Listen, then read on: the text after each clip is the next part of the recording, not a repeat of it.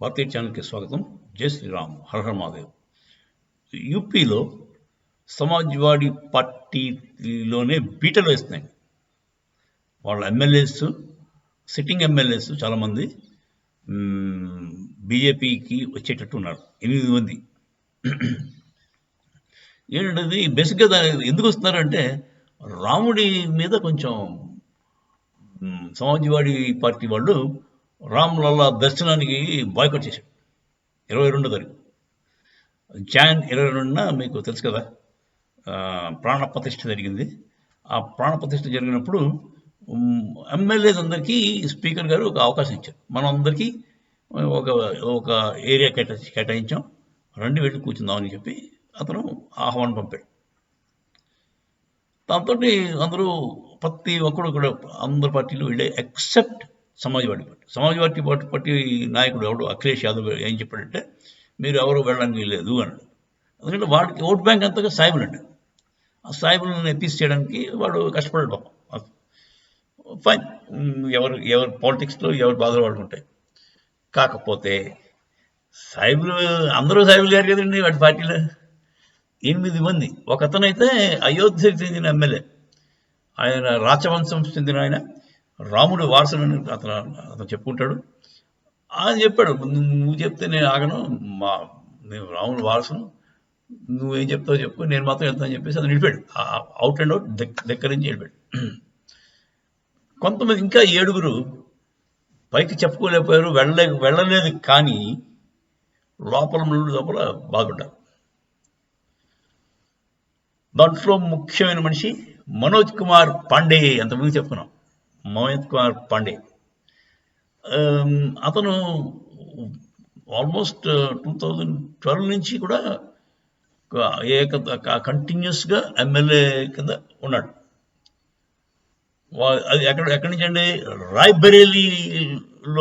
రాయ్బరేలీ డిస్ట్రిక్ట్లో ఉన్న ఒక కాన్స్టిట్యుయెన్సీ. అది స్ట్రాటజిక్ ప్లేస్. అది అంటే మనకి రాయ్బరేలీ అంటే స్ట్రాటజిక్ ఎలా అయిందంటే అక్కడి నుంచి గాంధీ ఫ్యామిలీ అంతా అక్కడ పోటీకి వస్తారు. సోనియా గాంధీ గారు మొదటిదాకా చేసేవారు. ఇప్పుడు సోనియా గాంధీ ఏమో ఓపిక లేదు, హెల్త్ రీజన్స్ నుంచి ప్రియాంక గాంధీని పెడుతున్నట్టు. ఆ ప్లేస్లో ఆ ఏరియా నుంచి వచ్చిన వాడు ఎమ్మెల్యే, స్ట్రాంగ్ ఎమ్మెల్యే. ఆయన రాయ్బరేలీ మున్సిపల్ ఎలక్షన్స్లో గెలిచి మున్సిపల్ కమిషనర్ కూడా చేశాడు. మున్సిపల్ కమిషనర్, మున్సిపల్ చైర్పర్సన్ చేశాడు.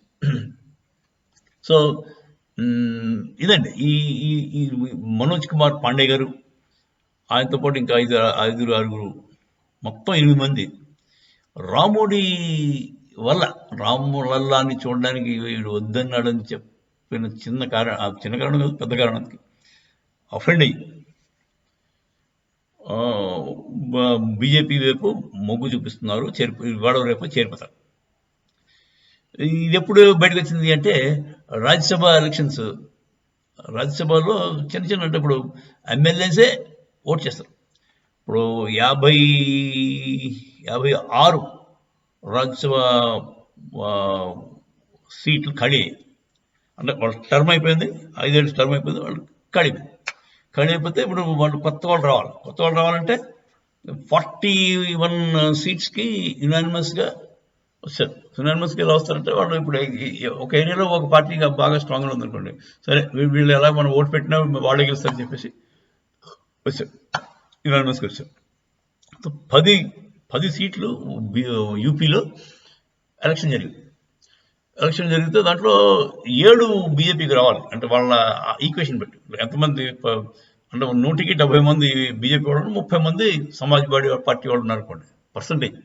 దాన్ని బట్టి వాళ్ళు వీళ్ళకి 7 వస్తే వాళ్ళకి 3 వస్తాయని అనుకున్నారు. కానీ క్రాస్ ఓటింగ్ జరిగి బీజేపీకి 8 వచ్చాయి, వాళ్ళకి 2 వచ్చాయి. దాంట్లో మెయిన్ పర్సన్ ఎవరండి క్రాస్ ఓటింగ్లో? ఈ మనోజ్ కుమార్ పాండే. అతను చీఫ్ విప్ అంటే ఆయనే చూసుకోవాలి, పోలీసింగ్ చేయాలి. ఎవడో ఎక్కడ ఎట్టేస్తున్నాడు, ఇటు వేస్తున్నారు, అటేస్తున్నారు, మన పార్టీ వేసేలా చూసుకోవాలి. సో అతను ఏం చేశాడు, జస్ట్ బిఫోర్ ఈ ఎలక్షన్ జరిగే ముందు ఆయన చీఫ్ విప్ పదవికి రాజీనామా చేశాడు. ఎందుకంటే ఆయనే చీఫ్ విప్ క్రాస్ ఓట్ చేస్తే బాగుండదు కదా. రాజీనామా చేసి అప్పుడు అతను క్రాస్ ఓటింగ్ చేసి బీజేపీ క్యాండిడేట్ని గెలిపించాడు. సో అతను వెరీ సూన్ ఇవాళ రేపు సమాజ్వాడీ పార్టీ వదిలేసి ఈ 8 మంది కూడా బీజేపీలో చేరతారని సంకేతాలు చేస్తారు. అదండి. ఇప్పుడు ఇలా ఉండగా మరి ఆల్రెడీ ఐఎన్డీఏ కూటమికి కాంగ్రెస్ వాళ్ళకి 14 సీట్లు ఇస్తామని సమాజ్వాడీ అంటే మన అఖిలేష్ యాదవ్ని మీకు 14 కంటే ఎక్కువ అని చెప్పేసి అన్నాడు. వాళ్ళు ఏదో పడుతున్నారు సీట్ షేరింగ్లో బాగా పడుతున్నారు వాళ్ళు కాంగ్రెస్ వాళ్ళు, అఖిలేష్ యాదవ్ అండ్ కాంగ్రెస్ ఐఎన్డీఏ కూటమి. సో ఈ టైంలో ఇలా జరగడం అంటే కొంచెం వాళ్ళకి పెద్ద దెబ్బే అని చెప్పుకోవాలి. UP is a big state. UP state decides. యూపీలో ఏమవుతుందో అదే మన దేశంలో అవుతుంది. యూపీ స్టేట్లో గెలిచిన గవర్నమెంటే పార్టీయే గవర్నమెంట్ ఫామ్ చేస్తుందని అందరికీ తెలుసు. అది మొదటి నుంచి వచ్చినదే. మన ఇండిపెండెన్స్ వచ్చిన కాడి నుంచి యూపీ స్టేట్లో ఎవడైతే బాగా పర్ఫామ్ చేస్తాడో ఆ పార్టీయే గవర్నమెంట్ ఫామ్ చేస్తుంది సెంటర్లో. Okay, so that is the importance of UP. ఆ యూపీలో యోగి ఆదిత్యనాథ్ గారి బలం రోజు రోజుకి పెరుగుతుంది. యాంటీ ఇన్కంబెన్సీ అన్న ప్రసక్తే లేదు. తర్వాత ముస్లిం ఓట్స్లో కూడా యోగి గారికి 50% ముస్లిమ్స్ అంటే ఆడవాళ్ళందరూ కూడా యోగి భాయ్ అనుకుంటూ ఆయన అంటే విపరీతమైన అభిమానం ఉండేది. ఆ ట్రిపుల్ తలాక్ ఇష్యూలో యోగి గారు ఒక్క ఫోన్ కాల్ చేస్తే వెళ్ళాడిని ఎవడైతే ట్రిపుల్ తలాక్ ఫోన్ మీద వాట్సాప్లో చెప్పినాడికి అరెస్ట్ చేయించేశాడు. ఆ ధైర్యంతో ఉన్నారండి పాపం మహిళలు. ఉన్నాడు యోగి అన్న ఉన్నాడండి. సో పరిపాలన యాంటీ ఇన్కంబెన్సీ అవన్నీ కరెక్ట్గా మనిషి మంచోడైతే వాడికి ఎన్ని టర్మ్లోనే ఇస్తాడు. ఇప్పుడు మన పక్క స్టేట్ ఒరిస్సా ఉంది, పట్నాయక్, వాడికి ఎప్పటి నుంచో అలా వాడు తప్ప ఇంకోటి లేడన్నట్టుగా వస్తూనే ఉన్నాడు.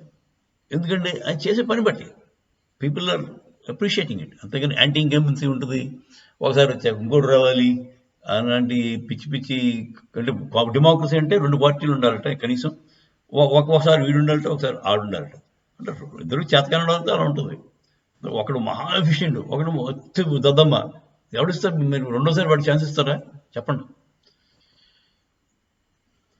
సో యూపీలో ఎలక్షన్ సినారియో రోజు రోజుకి పాజిటివ్గా తయారవుతుందండి.